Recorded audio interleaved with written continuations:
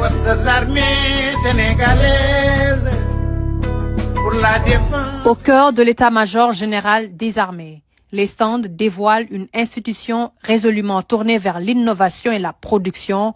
Dans cet environnement bien maîtrisé, l'armée affirme sa volonté de s'appuyer sur les jeunes talents du pays pour développer ses propres capacités et réduire sa dépendance aux fournisseurs externes. Cette journée de mobilisation des investisseurs met en lumière le potentiel encore émergent d'une industrie nationale de défense et appelle le secteur privé à s'engager dans cette dynamique stratégique.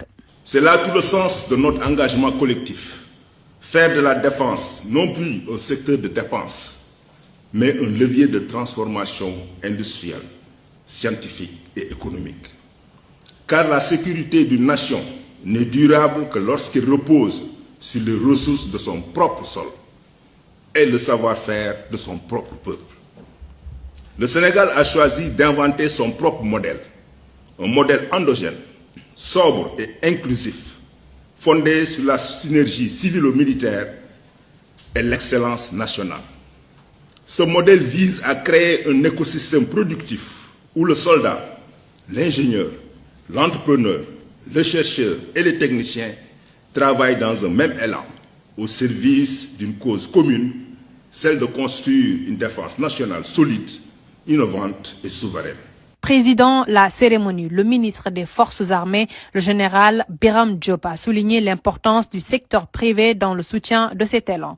Il a rappelé que cette initiative illustre une armée ouverte, désireuse de s'appuyer sur le potentiel national pour développer son propre système de défense. Chers investisseurs, vous le voyez, l'industrie de défense n'est pas un monde fermé, réservé à quelques initiés ou aux grandes entreprises étrangères. C'est au contraire un vaste champ d'opportunités où le secteur privé et national a toute sa place. Le ministère des Forces armées a déjà noué des partenariats dans la construction de véhicules militaires tactiques et la fabrication des munitions, mais des opportunités intéressantes d'investissement demeurent dans d'autres domaines prioritaires listés par le chef d'état-major général des armées.